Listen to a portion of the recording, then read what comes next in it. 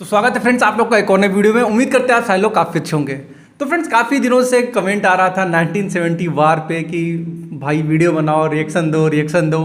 तो आज की जो वीडियो होगी वो 1971 वाले वार वाली ही वीडियो है। तो वीडियो काफ़ी इंटरेस्टिंग होगी। वीडियो सही बताया तो हम लोगों ने नहीं देखा है, मैंने नहीं देखा है, तुमने नहीं देखा है। तो वीडियो हम लोगों ने नहीं देखा है, तो जो भी रिएक्शन होगा आज जेन्युइन रिएक्शन होने वाला है। तो वीडियो में काफ़ी मजा आने वाला है। आप लोग वीडियो में लास्ट तक जरूर से बने रहिएगा। तो हेलो फ्रेंड्स, मेरा नाम है राजीव। मेरा नाम है शिल्पा। तो फ्रेंड्स आपको करना है क्या है, आपको हमारे चैनल को सब्सक्राइब करना है, वीडियो को लाइक करना है, उसको शेयर कर देना है। तो चलिए स्टार्ट कर लेते हैं आज की वीडियो को। जय हिंद। सबसे पहले एक वार्निंग भैया, पाकिस्तान के लोग इस वीडियो को न देखें तो ही अच्छा है, क्योंकि इस वीडियो में हम बताएंगे कि कैसे हमारे भारत के वीर सिपाहियों ने 2 सैनिकों ने मिलकर पाकिस्तान के 93,000 फौजियों को घुटने टेका दिया था और दुनिया का सबसे बड़ा हार हुआ था और भारत के 2 सैनिक मारे गए थे लोंगेवाला में। हम इस वीडियो में बताएंगे कैसे PNS गाजी को डुबा दिया गया। ये भी बताएंगे कि चाइना पाकिस्तान का इतना बड़ा दोस्त बनता है लेकिन 1971 में क्यों नहीं बचा पाया, न चाइना बचा पाया और ना ही अमेरिका बचा पाया। इस वीडियो में हम A to Z बातें करेंगे। अगर आप इस वीडियो को कंप्लीट देख लेते हैं तो कोई भी पाकिस्तानी की हैसियत नहीं होगी कि आपसे आंखें मिला सके, इसलिए इस वीडियो को देखते रहिएगा। यदि आप राष्ट्रवादी, अगर आप भारतीय हैं तो ही इस वीडियो को देखें। पाकिस्तानी और बाहर के चाइनीज वगैरह लोग इस वीडियो को ना देखें, ये उनके लिए एक तरह का वार्निंग है, क्योंकि इसमें हम भारतीय सेना के हर उस वीर गाथा को बताएंगे जो एक हर भारतीय सुनना चाहता है। A to Z उस बातों को बताएंगे। पाकिस्तानी इस वीडियो को क्यों ना देखें तो भैया आप देख लीजिए यहाँ क्यों ना देखें, क्योंकि हम आज चर्चा करने वाले हैं इसकी, और इसका नक्शा किससे मैच करता है आप देख रहे हैं। If you don't believe then go on Google. भाई किससे मैच करता है तो आप तो समझ में आ गया भाई, बुरा नहीं मानिएगा आप लोग। ध्यान से समझिए, जब भारत पाकिस्तान का विभाजन हुआ तो उसी समय पाकिस्तान 2 भाग में था। एक इधर वाला जो एरिया है इसे हम लोग कहते थे पश्चिमी पाकिस्तान, जो मेन पाकिस्तान का एरिया है। और ये जो आज आप बांग्लादेश देख रहे हैं, ये बांग्लादेश नहीं था, बल्कि ये उस वक्त पूर्वी पाकिस्तान था। पूर्वी पाकिस्तान के लोग बंगाली भाषा को बोलते थे। पाकिस्तान के लोग इन लोगों को बड़ा भद्दे मजाक करके बोलते थे, कहते तुम लोग गधे हो, कुछ नहीं जानते हो, किसी काम लायक नहीं हो, यूजलेस हो लोग, तुम लोग छोटे हो, काले हो, मतलब उल्टा सीधा मजाक कर रहे थे। पश्चिमी पाकिस्तान के लोग इधर के लोगों को पसंद नहीं करते थे। हो गया नहले पे दाला 1970 में। 1970 में इस पूर्वी पाकिस्तान के शेख मुजीबुर रहमान चुनाव जीत गए और वो यहाँ के प्रधानमंत्री के पद के चुनाव जीत गए। अब यहाँ की आर्मी ने क्या किया, उनको शपथ ही नहीं दिला रहे थे। इसलिए 70 के चुनाव जीतने के बाद शेख मुजीबुर रहमान जब देखे कि ऐसा है तो उन्होंने अपना भाषण दिया 7 मार्च को और कहा कि अब हम इस पूर्वी पाकिस्तान को एक अलग देश बनाएंगे जिसका नाम रहेगा बांग्लादेश। इस भाषण के वजह से आर्मी ने, पाकिस्तान की आर्मी ने 25 मार्च 1971 को गिरफ्तार करके अब पश्चिमी पाकिस्तान में अरेस्ट करके बंदी बनाकर रख दिया और यहाँ पर जुल्म करना चालू कर दिया। शुरुआत कहाँ पर भाई, तो पूर्वी बंगाल में, पूर्वी पाकिस्तान में, पूर्वी बंगाल में नहीं, पूर्वी पाकिस्तान में इन्होंने जुल्म करना चालू कर दिया। शेख मुजीबुर रहमान के गिरफ्तारी के विरोध में यहाँ मुक्ति वाहिनी नाम कर एक विद्रोही गुट तैयार हो गया था, लेकिन पाकिस्तान के, पश्चिमी पाकिस्तान के लोगों ने इस पूर्वी पाकिस्तान पे इतना भयानक जुल्म किया कि इस पूर्वी पाकिस्तान में इस पश्चिमी पाकिस्तान के लोगों ने यहाँ पर 30 लाख लोगों को कटवा दिया। 30 लाख लोगों को कटवा दिया। 4 लाख महिलाओं का बलात्कार कर दिया।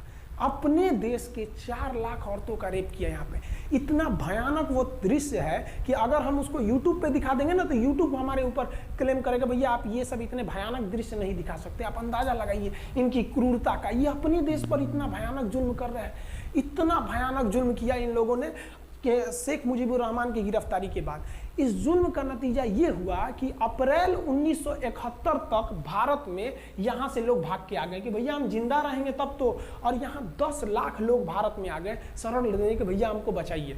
तो इंदिरा गांधी जानती थी कि जब तक यहाँ शांति नहीं होगा तब तक ये लोग वापस नहीं जा सकते थे, और शांति का एक ही था कि यहाँ पे घुस के इनको मारा जाए ताकि ये पश्चिमी पाकिस्तान वाले लोग यहाँ पर सुधर सके। तो इंदिरा गांधी ने इसके लिए बात की जनरल फील्ड मार्शल मानेकशॉ से। उन्होंने सेना प्रमुख मानेकशॉ से कहा, सैम मानेकशॉ से, कि आप अभी युद्ध कीजिए, हम आदेश देते हैं आप अभी युद्ध कीजिए बांग्लादेश पे, हम अपने पड़ोसियों को इस तरह मरते नहीं छोड़ेंगे, आप इस पे हमला कीजिए। उस समय ये पूर्वी पाकिस्तान था। मानेकशॉ ने कहा कि ना हम हमला नहीं करेंगे।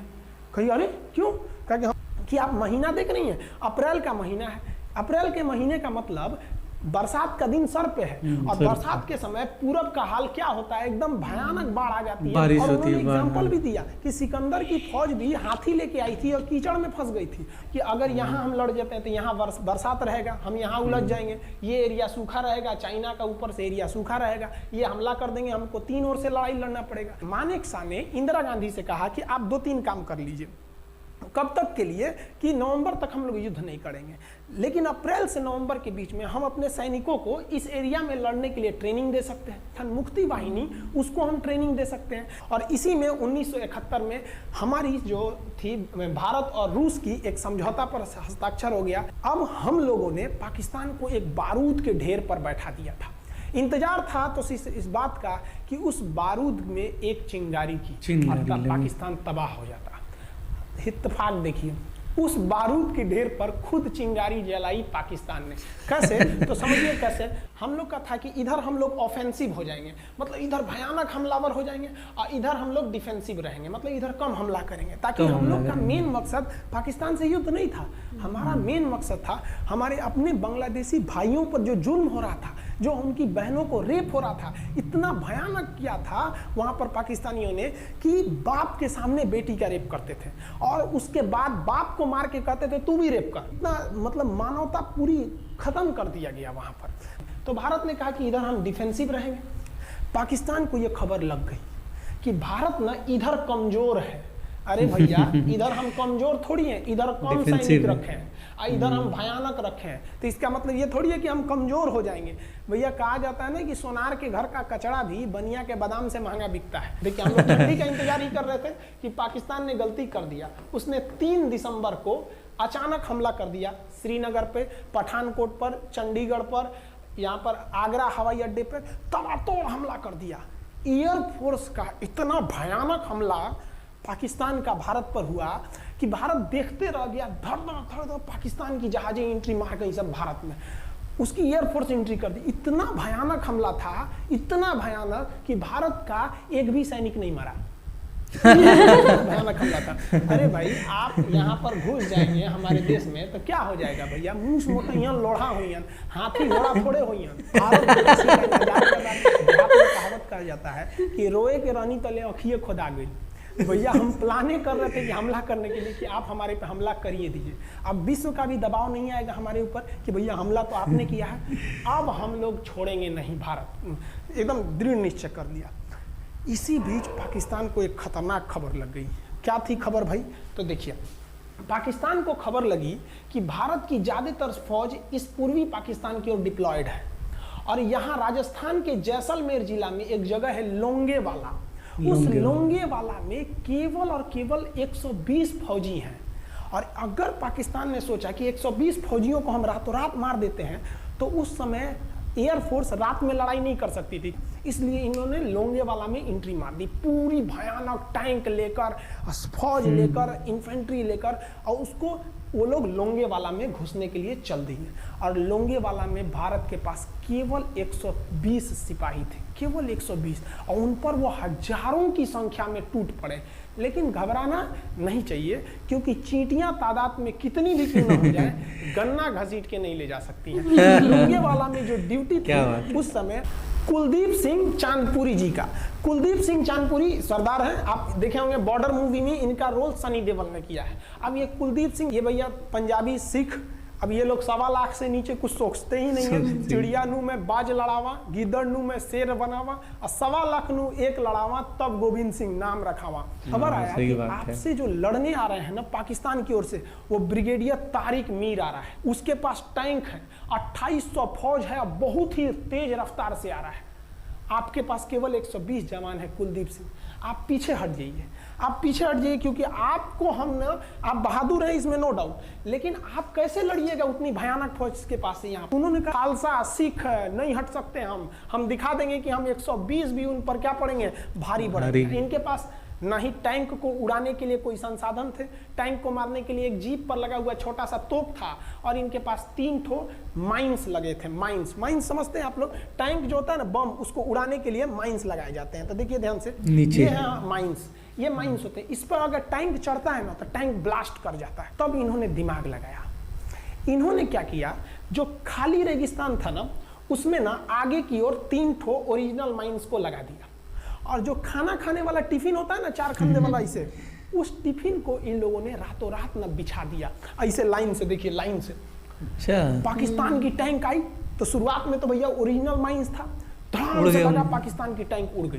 पाकिस्तान का एक टैंक उड़ा, फिर दूसरा उड़ा, तीसरा उड़ा, पाकिस्तानी एकदम डर गए सब। ब्रिगेडियर तारिक मीर कहें कि भैया यहाँ तो माइंस लगा के रखा है इन लोगों ने, एक काम करो इंजीनियरों को बुलाओ, पूरा माइंस निकालो। अब ब्रिगेडियर जो हमारे मेजर कुलदीप सिंह थे, ये जानते थे कि बाबू अगर हम तुमको रात भर रोक दिए ना तो सुबह हमारी एयरफोर्स आएगी, तुमको जिंदा नहीं छोड़ेगी। इसलिए इन्होंने पूरा टिफिन बिछाया था। इन पाकिस्तानियों ने 6 घंटे लगा दिए उनको निकालने में। इंजीनियर आते थे, डर के मारे टिफिन निकालते थे, अरे बाप रे बाप, और टिफिन में तो ईंटा पत्थर भर देते थे और डर के ले जाते, अरे भागो भागो भागो, माइंस है माइंस है। इसको लगाते लगाते इन लोगों ने पूरी रात बिता दी। 3 बज गया। 3 बजे इनको पूरा सन्नाटा दिखा कि भैया ये तो टिफिन है, ये रेगिस्तान में ये तो टिफिन है। अब उन्होंने कहा कि आदेश दिया कि हमला करो। तो कुलदीप सिंह जो थे चांदपुरी, उन्होंने बालू के बीच में ऐसे गड्ढे बना रखे थे और अपने फौजियों को ना 2 किलोमीटर एरिया में बिछा दिया था, एक उधर एक इधर एक इधर। तो चारों ओर से फायरिंग होती थी। पाकिस्तानियों को लगी ना कि भैया हमको गलत इंफॉर्मेशन मिल गया है, 120 गो मिल के ऐसे थोड़े मारेगा सब। सोचना उधर से गोली इधर से गोली, धड़ाधड़ बम गोला दारू सब चल रहा है यहाँ पर। इतना भयानक कहीं कोई 120 आदमी मिल के ऐसे मारता है? नहीं भाई, इतना भयानक सुनसान एरिया में कहाँ से कौन मार रहा है? एकदम तबाही मचा दिया। कुलदीप सिंह चांदपुरी ने क्या तबाही मचाया था आप देखना चाहते हैं तो देखिए उन लोगों ने क्या तबाही मचाया था। ये है पाकिस्तान का टैंक, ये धज्जी उड़ गया था टैंक का, थुथुर तूर दिया इसका यहाँ पे। ये देखिए टैंक का, पाकिस्तानी देख रहे हैं कि भैया सब चक्का उक्का फेंका गया। बताइए ये चांदपुरी साहब कैसा करना चाहिए? गेम खेलना है, मार के धज्जी उड़ा दिया। अरे पाकिस्तान बच्चा है, अपने बच्चा है, बिगड़ गया, आराम से मारिए। ऐसे एकदम धज्जी उड़ा दिए हैं बेचारा सबको। पाकिस्तान के टैंक को धज्जी उड़ा के उस पर भारतीय सैनिक खड़ा होकर फोटो खिंचवा रहा था। फोटो खींच। उस समय सेल्फी नहीं था ना, तो आगे से फोटो खींचना, फोटो खींचिए आप, आने वाली पीढ़ियों को ये प्रेरणा देगी। बताइए इतना सुंदर गाड़ी लेके आया था पाकिस्तान मारने के लिए, हाँ बेचारा ऐसे मारा जाता है? हाँ अरे ब्रिगेड मेजर साहब आप भी बच्चा है, बच्चा को थोड़ा आराम से मारिए। देखिए इसका थोबड़ा बिगाड़ दिया गाड़ी का। ओहो, ऐसे नहीं मारना चाहिए, लेकिन क्या कीजिएगा, बच्चा बिगड़ जाता है तो धोना ही पड़ता है। ये हाल कर दिया रात भर में। सोचिए रात में इतना बुरा मारा, दिन में दिखता तो कुछ डाल रहा पूरा। एकदम भयानक तबाही मचा दिया मेजर कुलदीप सिंह चांदपुरी ने। इनके आगे कौन खड़े थे? ब्रिगेडियर पाकिस्तान के ब्रिगेडियर साहब। ब्रिगेडियर साहब को कहने लगी भैया ये तो बहुत बुरा मार रहा है सब। तब तक हो गया सुबह, और सुबह के वक्त हमारे जो हंटर जहाज थे, उस समय जो जहाजें थी वो हंटर जहाज थी। ये हंटर जहाजें रात में नहीं उड़ सकती थी, लेकिन दिन में उड़ सकती थी। रात भर तक कुलदीप सिंह चांदपुरी ने ऐसा कूचा पाकिस्तानियों को, इतना कूच दिया कि भोर हुआ तो बाकी का कसर पूरा कर दिया हमारे हंटर विमानों ने। ये हंटर विमान जब आए सब तो इतना भयानक तबाही मचाए सब पाकिस्तान के जहाजों का कि आप हुलिया देखेंगे ना, पाकिस्तान के टैंक का ऐसे पड़ गया। ये सब टैंक पूरा तबाह हो गया, सब पूरी तरह ध्वस्त हो गया इतनी भयानक युद्ध में। 3 तारीख को पाकिस्तान ने हमले की शुरुआत की और ये 4 तारीख का शकल देखिए पाकिस्तान का। इतना भयानक धज्जी उड़ा दिया पाकिस्तान का जिसका कोई हद नहीं। पाकिस्तानियों को दुम दबा के भागना पड़ा। ब्रिगेडियर साहब भागे, कहें कि भाग भैया न तो ये सब जान ले लेगा सब। हम लोगों ने पाकिस्तान के टैंकों को अपने यहाँ रख लिया है म्यूजियम में। आज भी जाके देखिएगा ना तो इन टैंकों को डर के मारे पाकिस्तानी छोड़ के भाग गए कि भागो भाई यहाँ पर। ये 120 जवानों का जलवा था। और पाकिस्तानी कहते हैं कि हिंदुस्तान के लोग क्या लड़ेंगे? अरे भैया हम चीन पे वीडियो बनाए थे, आप पे नहीं बनाए थे, जो आप लोग हम लोग को बोल रहे थे कि पाकिस्तान हिंदुस्तानियों की औकात नहीं। देखिए अभी हम आपको औकात दिखाते हैं आपकी।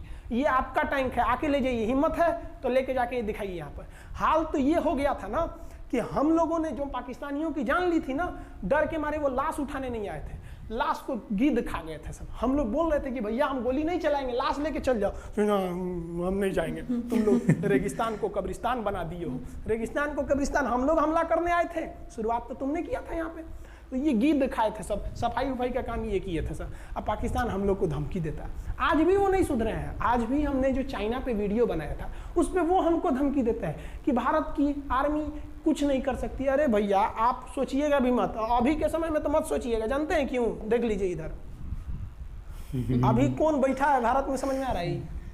आप लोग तो पहले पाकिस्तान वाले लोग इस बात पर रिसर्च कीजिए कि इनमें ज़्यादा खतरनाक कौन है आपके लिए। हमको तो यही ज़्यादा खतरनाक है। सही है आप लोग को? तो अभी देखिए ध्यान से, यहाँ पर पाकिस्तान ने जो हार हुई थी लोंगेवाला में, ये हार में पाकिस्तान की तो कमर टूटी और पाकिस्तान का पूरा मनोबल टूट गया कि ससुरा 120 गो मिल के ऐसे कैसे धो दिया सब। बताइए इतना भयानक धो जाता है। तो ये शुरुआत तो इन्होंने किया 3 तारीख को, 4 तारीख को हमने धो दिया। अब बचा नेवी कहे कि भैया आर्मी को मौका दिए, एयरफोर्स को मौका दिए, रात में आर्मी धोई, सुबह में एयरफोर्स धोई, हम नहीं धोएंगे क्या? हम भी धोएंगे। नेवी कब पहुंची? 5 दिसंबर 1971 को कराची पहुंच गई और कराची में जब पहुंची ना तो कराची को तबाह कर दिया। इतना भयानक बम्बार्डमेंट किया कराची पर कि कई दिन तक कराची बंदरगाह पर आग लगा था और कराची बंदरगाह को तो उन्होंने ऐसा धज्जी उड़ाया जिसे लग रहा था सिंधु सभ्यता बना दिया उनको। तो पाकिस्तान की, पश्चिमी पाकिस्तान का कमर टूट गया।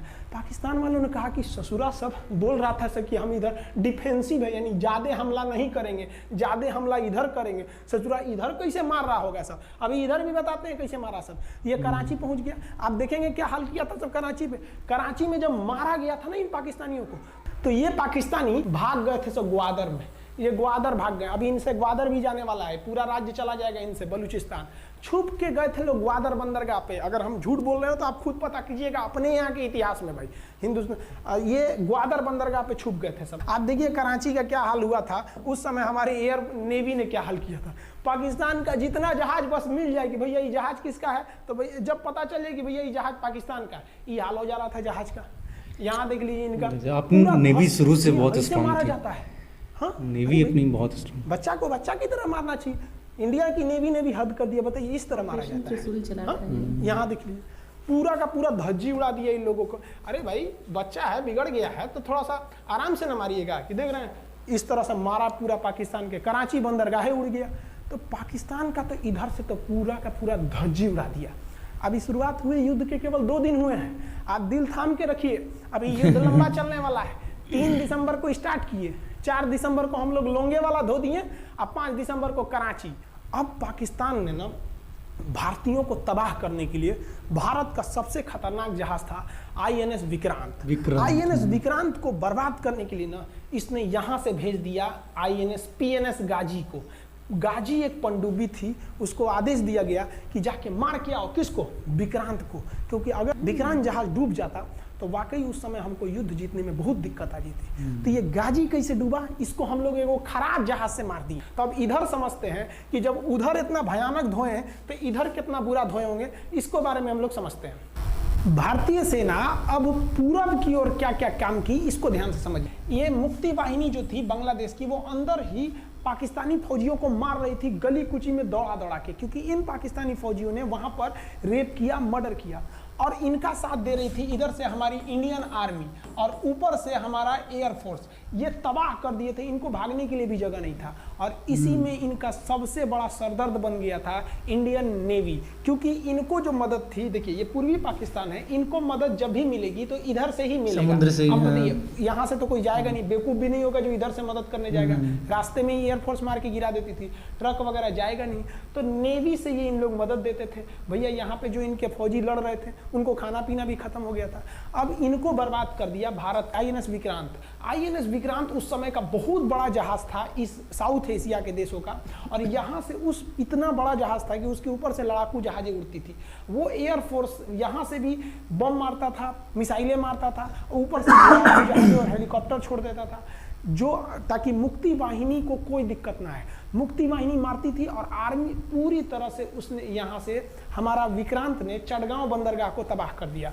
अब बांग्लादेश का देखिएगा वर्तमान में, उस समय तो पूर्वी पाकिस्तान था, ये चटगांव उस समय पाकिस्तानी आर्मी नेवी का एक बहुत बड़ा केंद्र था।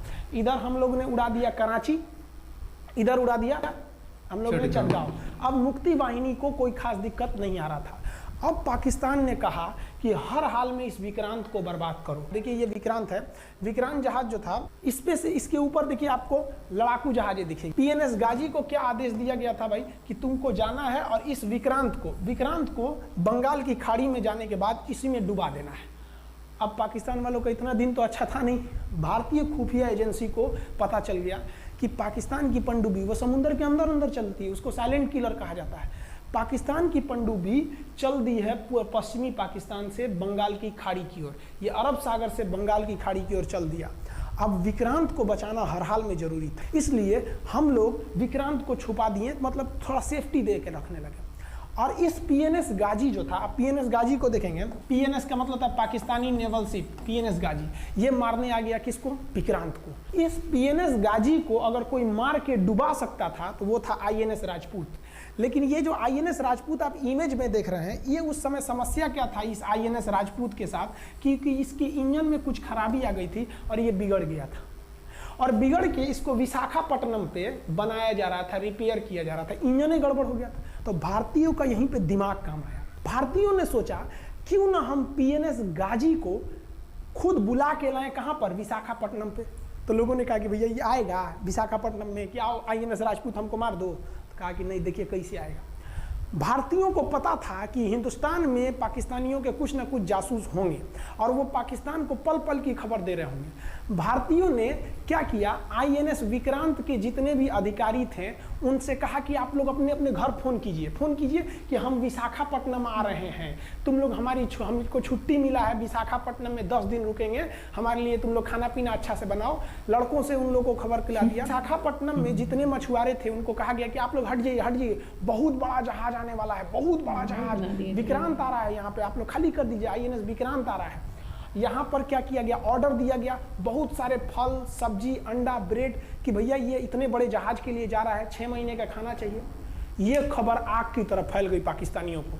अब पाकिस्तान में खबर लग गई कि भैया आईएनएस विक्रांत यहाँ नहीं है, आईएनएस विक्रांत विशाखापट्टनम पे है। अरे बकलो आप, विशाखापट्टनम पर पीएनएस गाजी की मौत यमराज इंतजार कर रहा था आईएनएस राजपूत। ये गधा जो था पीएनएस गाजी, ये मुड़ गया किधर की ओर? विशाखापट्टनम की ओर। और विशाखापट्टनम पर चुपचाप शांति से खड़ा हुआ जहाज आईएनएस राजपूत इंतजार कर रहा था, तो पानी के अंदर अंदर आओ, ये अभी बाहर निकला हुआ है, पानी के अंदर रहती है। और आईएनएस राजपूत देखा कि ये आ रहे हैं, वो आईएनएस राजपूत को मारता कि इससे पहले ही आईएनएस राजपूत मार के तबाह कर दिया पीएनएस गाजी को। पीएनएस गाजी पर को डूबने के बाद पाकिस्तान को बहुत बड़ा सदमा लग गया। पाकिस्तान को यह एहसास हो गया कि अब हम कभी नहीं जीत सकते हैं, क्योंकि ये पीएनएस गाजी अमेरिका से खरीदा हुआ एक बहुत ही शक्तिशाली पनडुब्बी थी जिसे कोई डुबा नहीं सकता था, और हम लोगों ने उसको इस जहाज से डुबाया जो जहाज खराब हो चुका था, जिसका इंजन खराब था। भारतीय सेना का मोराल पूरे 7वें आसमान पर था और पाकिस्तानी दिन पर दिन बर्बाद हो रहे थे। अब पाकिस्तानियों को लगा अब क्या करेंगे, तो पाकिस्तानियों ने अमेरिका में फ़ोन किया, भैया आप कुछ कीजिए। तो अमेरिका ने ना यूएनओ में मुद्दा उठा दिया, यूनाइटेड नेशन ऑर्गेनाइजेशन, इसकी जो सिक्योरिटी काउंसिल है, सुरक्षा परिषद, इसमें कह दिया पूर्वी पाकिस्तान पर जुल्म कर रहा है, मार रहा है।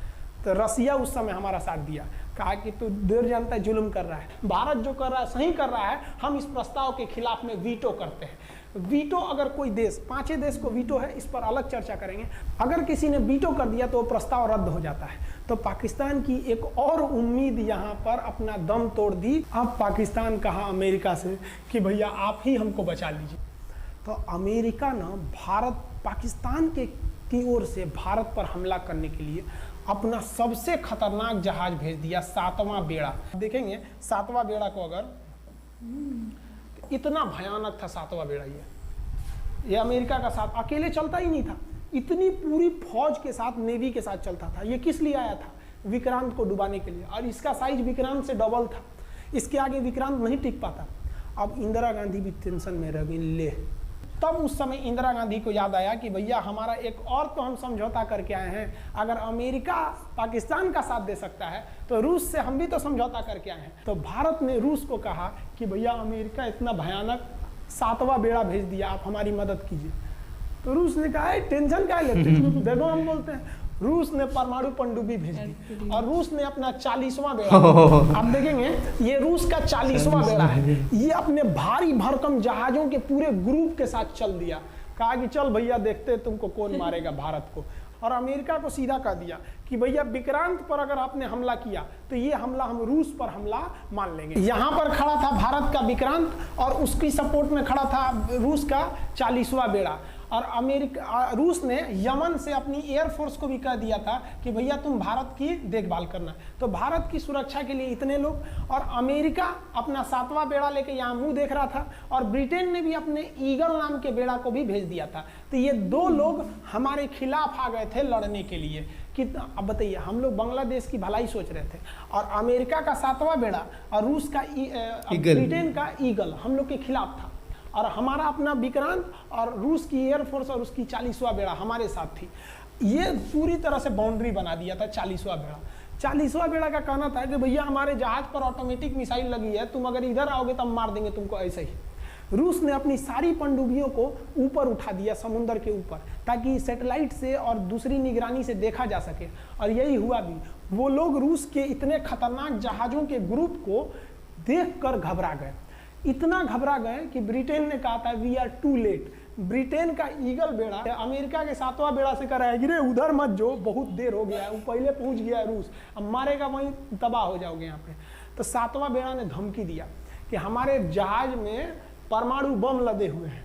तो 40वां बेड़ा ने रिप्लाई किया था कि हम भी जब चले थे ना तो परमाणु बम लादे के चले थे, और गिनती जब कर रहे थे तो हम भी गिनती किए थे 250 हमारे पास भी परमाणु बम था, लेकिन इतना ज्यादा था कि सोचे कि कौन गिनेगा, बाद में गिनेंगे, आ जाओ देखते हैं किसके पास कितना है।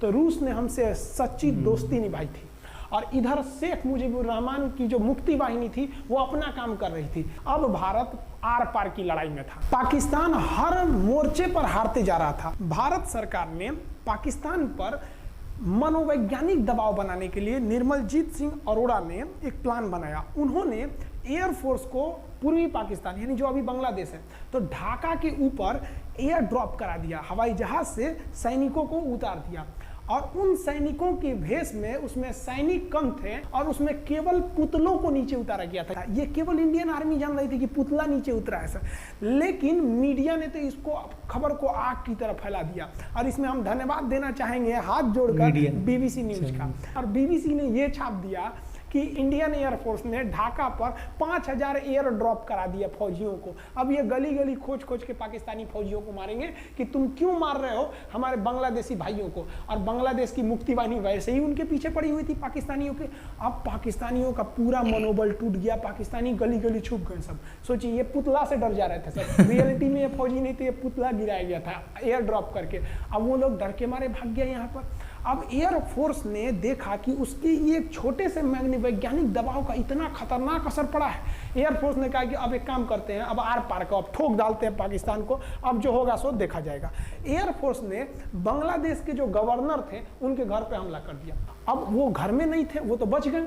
बचने के बाद डर क्या होता है, देखिए डर किसको कहा जाता है। जो उनके गवर्नर हाउस थे एएच मलिक, इन्होंने त्याग पत्र दे दिया, भैया जिंदगी रहेगी तो बहुत नौकरी करेंगे, डर के मारे त्याग पत्र दे दिया। सोचिए गवर्नर, क्योंकि पाकिस्तान का एक राज्य ही तो था पूर्वी पाकिस्तान, जैसे हमारा एक राज्य है उत्तर प्रदेश, बिहार, महाराष्ट्र, वहां पे भी एक गवर्नर होते हैं ना, संवैधानिक हिसाब से गवर्नर मालिक होता है उस जगह का। त्याग पत्र दे दिए। सोचिए ये डर था उनके अंदर।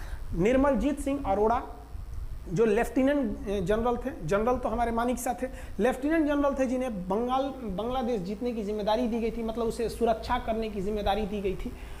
वो पाकिस्तान के लेफ्टिनेंट जनरल नियाजी से बात किए और उन्हें कहे कि हम आपको आधा घंटा का टाइम देते हैं और आप इस आधा घंटा में विचार कीजिए आप सरेंडर करते हैं कि नहीं। अगर आप सरेंडर कर देंगे तो हम आपको गारंटी देते हैं कि आपके सैनिकों को जिंदा रखा जाएगा, और अगर आप हमारी बात को नहीं मानेंगे, देखिए गवर्नर साहब के घर है, कोई ठीक नहीं है, आपके घर पे भी यही हो जाएगा। क्योंकि अगर आप हमारे सामने सरेंडर नहीं करिएगा तो याद रखिए हम अपने हमले को 10 गुना और तेज कर देंगे। और हार तो आप चारों ओर से गए हैं। भारत चाहता था कि जल्दी से जल्दी इस युद्ध को खत्म किया जाए, क्योंकि अब ये अंतर्राष्ट्रीय मैटर हो चुका था। अब अमेरिका अपना नाक पे ले लिया था कि भैया हमारा जहाज मार के गिरा दिया। PNS गाजी उसी की पनडुब्बी थी, वो तो पाकिस्तान को दिया। 7वां बेड़ा को नहीं घुसने दिया था। अमेरिका की किरकिरी हो रही थी, ब्रिटेन के ईगल को घुसने नहीं दिया, उसकी किरकिरी हो रही थी। अब भारत को उस समय लोग कहते कि ये गरीब देश है, अभी अभी आज़ाद हुआ है। 1971 में हमारी यही हाल थी और सारे लोग कह रहे थे, हम उसको गरीब समझ रहे थे, रोवा के रख दिया अमेरिका को, हर जगह धो दिया पाकिस्तान को। अब बेचारे नियाजी क्या कर सके। नियाजी को आधे घंटे का टाइम दिया गया। 16 दिसंबर 1971, याद रखिएगा दिन, 16 दिसंबर 1971, ये हमारे इतिहास का 13 दिन के युद्ध में हमने पाकिस्तान को धूल चटा दिया था। क्योंकि 3 दिसंबर को पाकिस्तान ने युद्ध स्टार्ट किया था और 16 दिसंबर को हम लोगों ने जनरल नियाजी से आत्मसमर्पण करवा लिया। और आत्मसमर्पण आप देखना चाहेंगे जनरल नियाजी का। जनरल नियाजी इन्होंने हमारे लेफ्टिनेंट जनरल निर्मलजीत सिंह अरोड़ा के सामने आत्मसमर्पण साइन किया और साइन करने के बाद बांग्लादेश के ढाका रेस कोर्स में इन्होंने साइन किया और इनकी आंखों में आंसू था। एक देश के सेनापति के लिए इससे शर्म की बात क्या है जो गिनीज बुक में नाम रिकॉर्ड करा दिया। गिनीज बुक में कैसे? देखिए, पाकिस्तान के लोग हम चाइना के वीडियो बनाए थे, उस पर कमेंट कर रहे थे कि इंडियन आर्मी कुछ नहीं कर सकती। देखो, बांग्लादेश तुम्हारी बहादुरी का जीता जागता उदाहरण है। तुम्हारे यहाँ का 93,000 फौज, सोचिए 93,000 सैनिक पूरी दुनिया में आज तक आत्मसमर्पण नहीं किया। ये 93,000 लोगों ने आत्मसमर्पण कर दिया। देख लीजिए, ये अपना बंदूक फेंक दिए, अपने स्टार नोच के उतार दिया कि भैया हम लीजिए आत्मसमर्पण कर रहे हैं, बेल्ट उतार के दे दिया, अब चलिए जहां ले जा रहे हैं, जितना लाठी मारना है हमारी, आत्मसमर्पण। ये वही पाकिस्तान है, याद रखिए। आप याद कीजिए, हमारे 120 सैनिकों ने आपको धूल चटा दिया था लोंगेवाला में। केवल 2 सैनिक मरे थे लोंगेवाला में और पूरी की पूरी आपको भगा दिया था 4 दिसंबर को ही। और आप याद कीजिए, बहुत बहादुर बनते हैं ना। 93,000 फौज आपकी हार के गई है यहाँ से। इतना बड़ा हार दुनिया में आज तक कहीं का नहीं हुआ है। 93,000 सैनिक सरेंडर करके गए हैं भारत के सामने से। क्या बात कीजिएगा आप हमारे सामने। तो ये है, गिनीज बुक में नाम है। ये तो है भैया पाकिस्तान की आर्मी, एक तरह से गिनीज बुक में नाम है ना जी। भले हारने से नाम है तो क्या हुआ, पाकिस्तान के लिए इससे खुशी की बात क्या हो सकती है कि भैया गिनीज बुक के नाम है। अब इन लोगों को जेल में बंद कर दिया गया।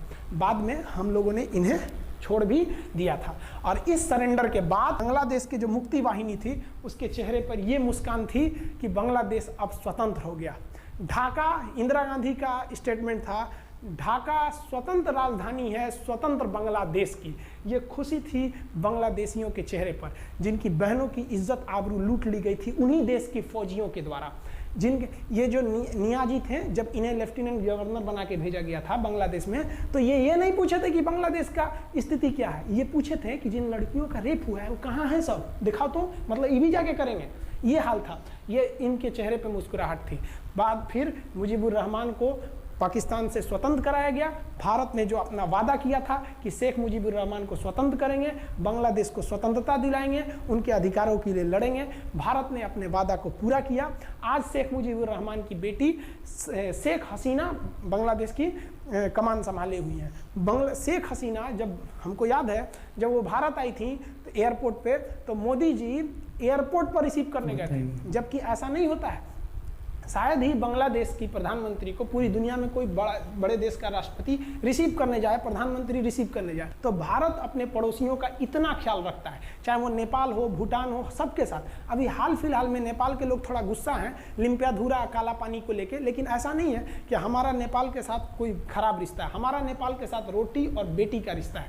बांग्लादेशियों के साथ हमारा बहुत ही अच्छा संबंध रहा है। आज हमारे बांग्लादेश के साथ बहुत ही मधुर संबंध है। और बांग्लादेश को जो पाकिस्तान के लोग कहते थे ये किसी काम लायक नहीं है, ये वाले भाई लोग पाकिस्तान से आगे निकल गए। आज इनका मलमल का कपड़ा, जूट और पाम ऑयल पूरी दुनिया में फेमस है। जहाज़ों की मरम्मत में, मतलब जहाज के रिपेयरिंग में बहुत आगे निकले हैं बांग्लादेश के लोग। आई होप आप समझ गए होंगे। इस युद्ध के बाद अगर भारत चाहता तो भारत पाकिस्तान के पश्चिमी भाग को भी कब्जा कर लेता, क्योंकि यहाँ तो हम लोग हराए ही थे। उनके 93,000 फौज तो हम लोग जिंदा पकड़ लिए थे। हम उन्हीं को कह देते बंदूक लगा के कि कश्मीर खाली करो, हमारा यहाँ से वापस जाओ। लेकिन बावजूद हमने इंसानियत दिखाई थी पाकिस्तान के ऊपर। इसका बदला ये पाकिस्तान ने हमें क्या दिया पता है?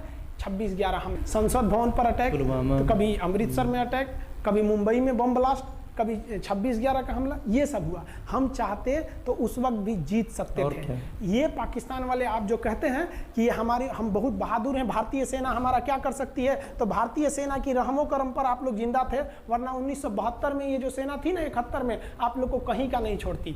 आप हिंदुस्तान के व्यूवर्स आप लोगों से भी कहते हैं कि एक लाइक तो बनता है इस सैनिकों के लिए, हमारे लिए नहीं, हमारे इस चैनल के लिए। कभी नहीं कहेंगे कि खान जी रिसर्च सेंटर चैनल को आप सब्सक्राइब करिए, लाइक करिए, हम ये कभी नहीं कहते हैं। लेकिन हम ये जरूर कहते हैं कि आज एक लाइक बनता है हमारे इन वीर सिपाहियों के लिए जो आज भी सेना के लिए डटे हुए हैं। और ये पाकिस्तान इस पर कमेंट करते हैं। हम आप भारतीयों से कहते हैं, आप हिंदुस्तानी हैं तो इस वीडियो को जितना से ज़्यादा शेयर करना है आप शेयर कीजिए, ताकि आपके बच्चों तक को ये पता चल सके कि हमारे सैनिक कितने बहादुरी हैं, कितने बहादुरी से लड़े थे हमारे सैनिक, कितने बहादुर हैं। और इस वीडियो को आप इतना शेयर कीजिए कि पाकिस्तान तक पहुंचे और वहां का बच्चा इस वीडियो को देखे, ताकि उनके अंदर भारतीय सेना का जो डर है वो बैठे।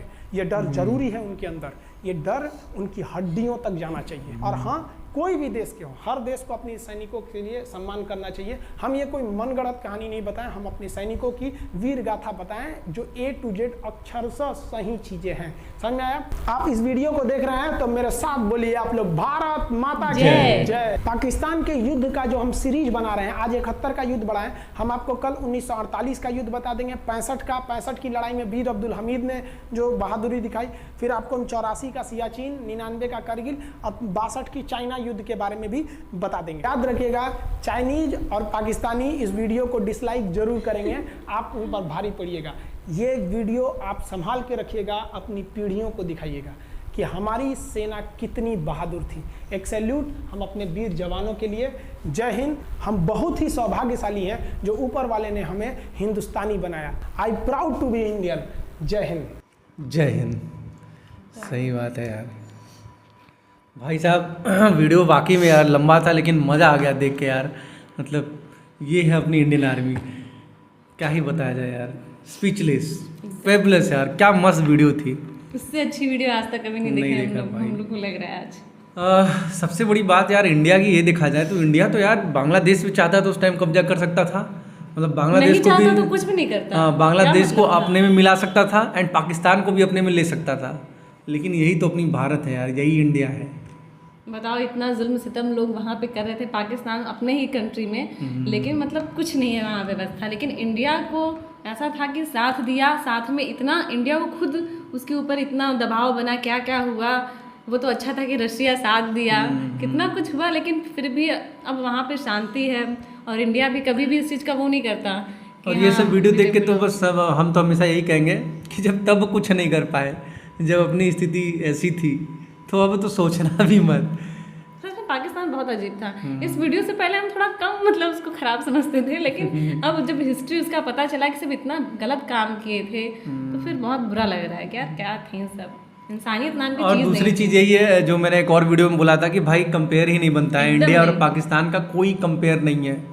सोचो कि 93,000 सैनिक उनके सरेंडर कर दिए, ये थी डर, ये अपनी इंडियन आर्मी की डर थी। लेकिन अपनी इंडियन आर्मी उनको भी छोड़ दिए, रहम कर्मों से आज पाकिस्तान चल रहा है, हम लोग के ही रहमों कर्मों पे। तो भाई ऐसे लोगों से अपनी तुलना कैसे कर सकते हैं हम लोग? तो कोई कंपेरिजन नहीं, पाकिस्तान से कोई तुलना ही नहीं है अपनी। जो तुलना करता है उसकी गलती है, मैं तो बस इतना जानता हूँ। पाकिस्तान से कोई तुलना नहीं। आगे हम लोग के पाकिस्तान क्या है यार, कुछ भी नहीं है, दूर दूर तक नहीं है, दूर दूर तक कुछ नहीं है। बस आतंकवाद फैलाना, अपने को आगे सोचना है, जो अच्छे कंट्री हैं, जो डेवलप्ड कंट्री हैं, उनके लिए सोचना है, उनके जैसा बनना है। मतलब उनके जैसा क्या, अपनी अलग सभ्यता है, चीज़ें हैं जो अपनी इंडियन चीज़ें, वो तो कहीं भी नहीं हो सकती। तो अपना अगर कंपेयर भी करना है तो वैसे लोगों से करना है, रूस से करना है, ऐसे लोगों से कंपेयर नहीं करना है भाई। पाकिस्तान से कंपेयर करने को रह गया यार, सोच भी नहीं सकते। तो भाई वीडियो यार बहुत ही माइंड ब्लोइंग, क्या बताया यार, समझ में आया कि इतना डिमांड क्यों था इस वीडियो का। और फिर अपनी इंडियन आर्मी यार, सैल्यूट है भाई अपने इंडियन, क्या गजब का दिमाग था। 120 सैनिक जो उनके हजारों सैनिक पर भारी पड़े थे, दिल से सैल्यूट है भाई अपने इंडियन आर्मी को यार। इंडियन आर्मी बेस्ट आर्मी है, भले रैंक के हिसाब से देखा जाए तो तीसरे चौथे नंबर पे है, चौथे नंबर पे, लेकिन भाई हम लोग के लिए, हर भारतीय के लिए तो इंडियन आर्मी हमेशा फर्स्ट पे और फर्स्ट पे ही रहेगी। बहुत रिस्पेक्ट है उनके लिए, बहुत रिस्पेक्ट है उनके लिए। तो भाई ये थी आज की कंप्लीट वीडियो। पूरी देशभक्ति वाली वीडियो थी, जोश आ गया एकदम, और जिस तरीके मजा आ से गया। खान सर जिस जोश के साथ पढ़ाए हैं लास्ट तक, तो वाकई में था एकदम वंदे मातरम, भारत माता की जय, एकदम वीडियो था। तो चलो फ्रेंड्स, फिर मिलते हैं हम लोग इसी तरीके से फिर किसी और नए वीडियो में। तब तक के लिए जय हिंद, जय भारत।